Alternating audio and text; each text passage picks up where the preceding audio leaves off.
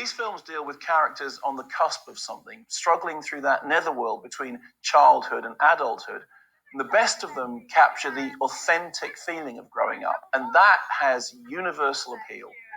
Hey, Johnny, what are you rebelling against? What do you got? The protagonists of coming-of-age movies range across sex, sexuality, class, ethnicity, nationality, but they're all on a quest for identity. Lady Bird. Is that your given name? Yeah. Why is it in quote? Well, I gave it to myself. It's given to me by me. Okay. Take it away, Lady Bird. This is a key theme of coming-of-age films, the idea that who you are is up for grabs, and if you don't decide for yourself, others will try to decide for you. We can see it in movies from the 1955 classic Rebel Without a Cause to the 2017 Oscar winner Moonlight. This central theme is spelled out to the young hero by a father figure, drug dealer Juan. At some point, you got to decide for yourself who you're going to be. Can't let nobody make that decision for you. Lending heartfelt voice to characters who've previously been silenced or sidelined, it's an astonishingly accomplished work. A coming-of-age movie which returns time and time again to the same repeated question. Who is you, Sharon? I'm me. I ain't trying to be nothing else. From the streets of Barnsley in Ken Loach's Kes to Tehran in Marjane Satrapi and Vincent Parronow's Persepolis, the settings of truly great coming-of-age movies make the unfamiliar seem familiar. Iron Maiden, Hey, how much do you want for it? 90 tomans. 50. 60. 50. 60. 50. 50. Whether it's a high school hallway, a small town street, Hey, see you, Johnny! or a family dinner table, the best of these films make us feel that this is where we live, at least for the duration of the movie. Hey, the shirt, wash the shirt, stupid. Okay. But you can't detach where these stories take place from when they take place. Coming-of-age movies are, by their nature, set in the past. If not the literal past, then in the past of the filmmaker's experience, because teenagers themselves don't usually get to make movies. So even if the target audience is teens, in general, these films are made by adults looking back at their past, often with a hefty dose of nostalgia. Arguably the most important choice a director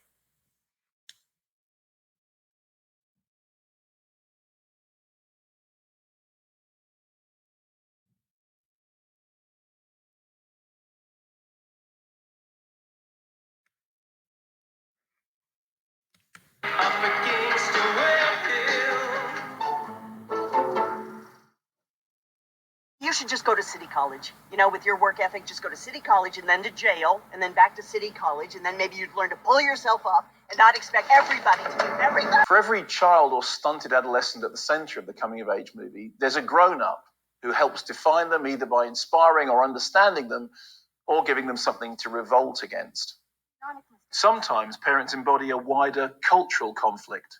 Anyway, there was a scout from America there today, and he's offered me a place at a top university with a free scholarship and a chance to play football professionally. And I really want to go. And if I can't tell you what I want now, then I'll never be happy whatever I do. You let her leave her sister's wedding. With parents flawed or even absent from coming-of-age films, other figures may take on the role of mentor, reaching out to support alienated children and inspire them.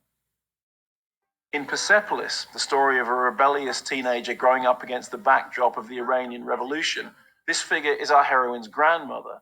She tells Marjane to stay true to herself, an important lesson in any journey to self-discovery. In your lifetime, you're going to meet a lot of jerks. If someone hurts you, just tell yourself it's due to their lack of intelligence. That way you'll never sink down to their level. Whether the adults are oppressive or benign, escaping from their world can often be a liberating moment for our heroes. Like the adults we've just seen, there's something inherently ambiguous in the idea of a gang. It can be supportive of the protagonist, but also potentially dangerous.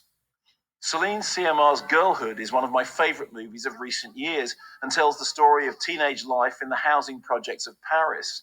It's about a gang of girls whose pastimes involve fighting and thieving, both of which become bonding rituals.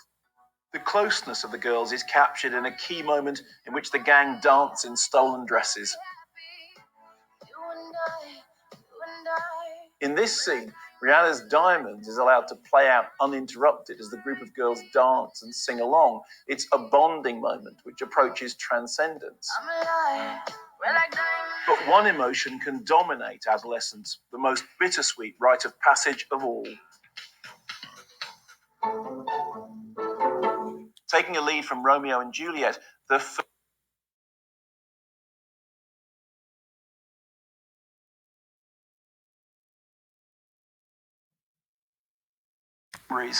as you face the cold light of day. As we've seen, coming-of-age movies show characters on a journey between childhood and adulthood. So something has to happen that changes everything. There he is! I see him! Look! Look over there! I see him! I see him! These big moments of change usually come later in the films. Think of Stand By Me, where the children's discovery of the dead body happens in the third act. But even in the gentlest of scenes, there's something about the end of childhood that makes for some of the most emotionally resonant moments in cinema. How many adults watching the end of Toy Story 3 with their children could maintain a dry eye as Andy passes his beloved Woody and Buzz on to the next generation?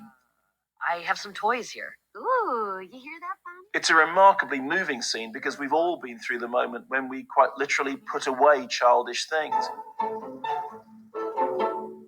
It's in the very nature of the genre that life still lies ahead for most of these characters, and we leave them facing an uncertain future, but hopefully just that little bit wiser.